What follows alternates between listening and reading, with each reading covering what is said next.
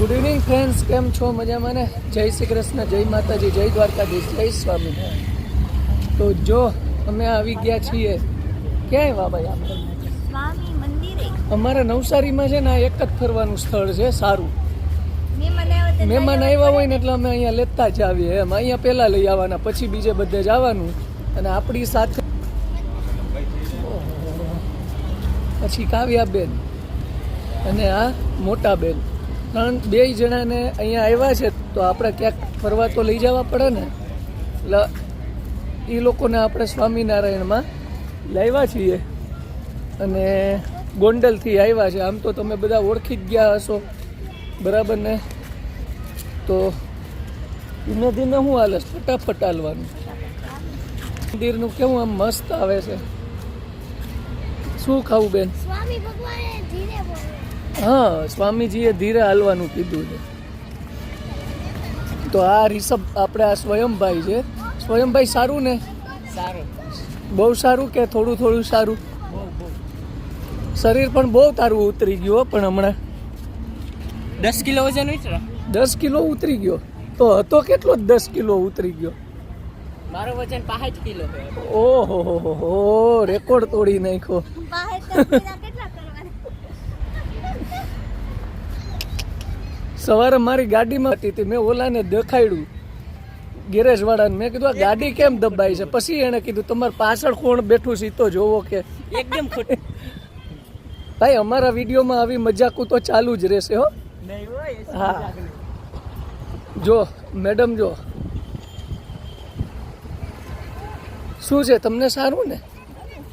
ઓ વાંધો નહીં, બસ બધાને ભગવાન શાંતિ, સુખ શાંતિને સારું રાખે.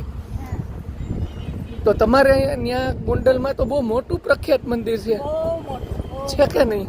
બહુ સરસ મંદિર છે. તો અમને તો ફરવા લઈ જાવ ક્યારેક. પાકું આવો એટલે લઈ જાય. જો આપણે લઈને હો, ટાઈમ લઈને આવીએ, બરાબર. તો જો આપણે ડેરી છે. અક્ષર ડેરી છે. હા, આ કયું છે? આ છે દક્ષિણ ગુજરાતનું મોટામાં મોટું મંદિર. એવું છે? હું એમાં શું છે, અમેરિકા પર નથી સમજ્યા. આપણે બધાને પૂછતું રહેવું પડે કે આ કયું કહેવાય, કયું કહેવાય એમ. તો ચાલો મિત્રો, જેણે ચેનલ સબસ્ક્રાઈબ ન કરી હોય તો એ સબસ્ક્રાઈબ કરી નાખજો. આપણે હવે મંદિરમાં જઈએ છીએ અને સ્કીપ કરતા નહીં દર્શન કરજો અને દર્શન કરીએ છીએ. તો જો મિત્રો, આપણે દર્શન મસ્ત, એટલે મસ્ત મજા આવી જાય એવું મંદિર છે. જય શ્રી ભગવાન સ્વામિનારાયણ. શ્રી ગુણાતીતાનંદ સ્વામી. કાઉબેન ખોવાઈ ગયા. હા, પ્રદક્ષિણા કરી દેજો.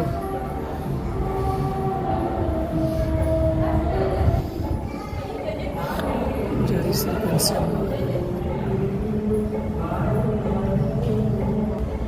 તો જો મિત્રો, આ નવસારીનું સ્વામિનારાયણ ભગવાનનું મંદિર છે. બહુ મસ્ત મંદિર છે અને તમને અહીંયા આવો એટલે તમને મજા આવે, આનંદ આવે અને એવું જ થાય કે ભાઈ આપણે અહીંયા મંદિરમાં બેઠા રહીએ. કારણ કે એકદમ શાંત વાતાવરણ છે, ધીમા ધીમા ભગવાનના ગીત ચાલુ છે.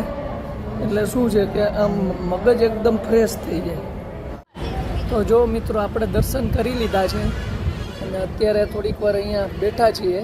મસ્ત પવન ચાલુ છે અને મંદિરનું કામ જોરદાર છે. ગાર્ડન કેવું મસ્ત છે. ગાર્ડનમાં ફુવારાય ચાલુ જો છે. ગાર્ડનમાં ફુવારાય ચાલુ છે.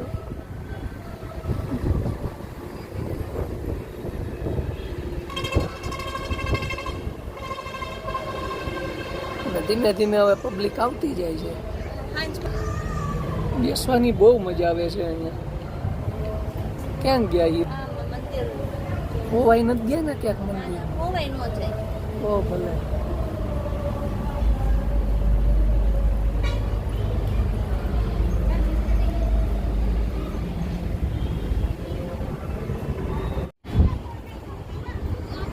જો મિત્રો, કેવું મસ્ત ગાર્ડન છે અહીંયા અને આ બાજુ મંદિર. આમ મોજ જ આવ્યા કરે હો. પણ અહીંયા તો જો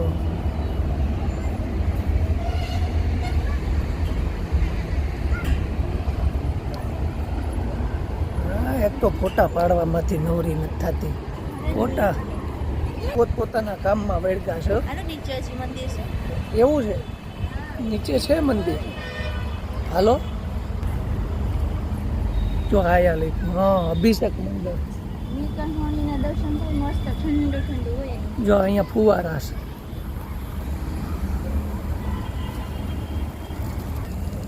અહીંયા ફુવારા ચાલુ છે હો ભાઈ. અને જો મિત્રો સ્વામિનારાયણની આ બગીચામાં વાડીમાં હરણ નીકળ્યા. જો હરણ દેખાડું, જો હરણ નીકળ્યા, હરણ. જો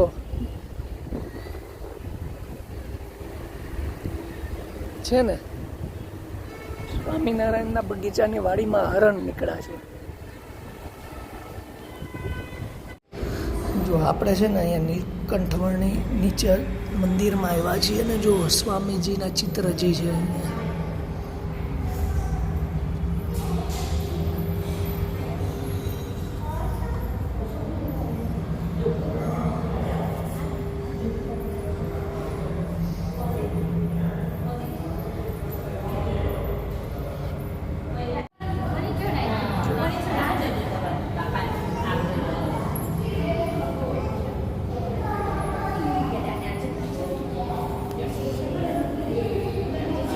જય સ્વામિનારાયણ. કોમેન્ટ કરી દેજો મિત્રો બધા.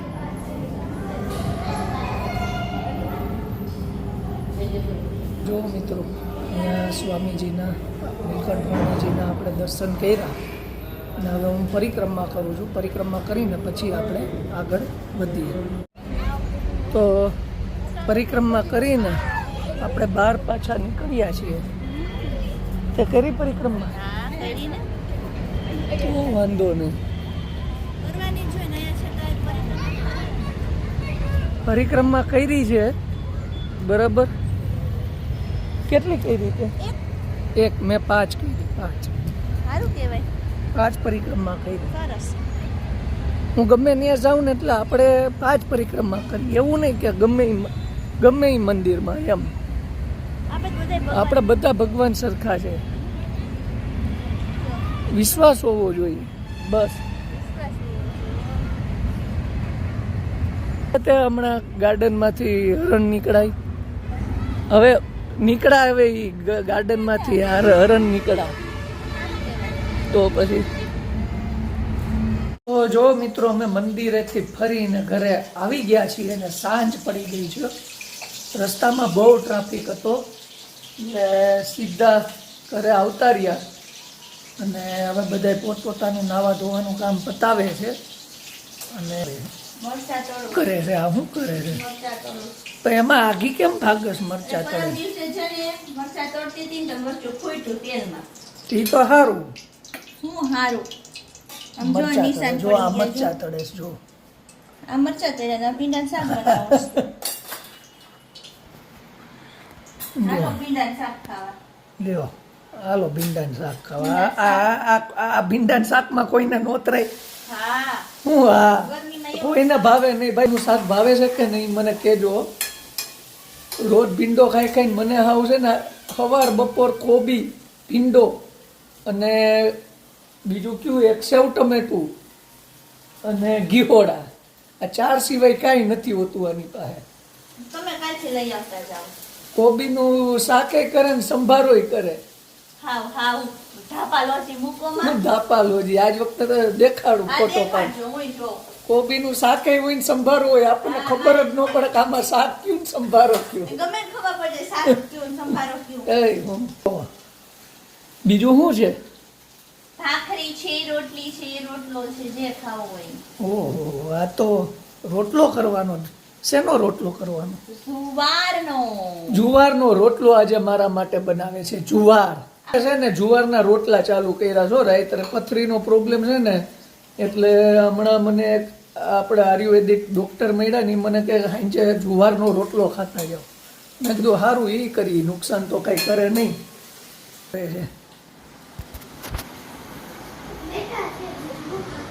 હા, બીજું તો શું કામ હોય વેકેશનમાં?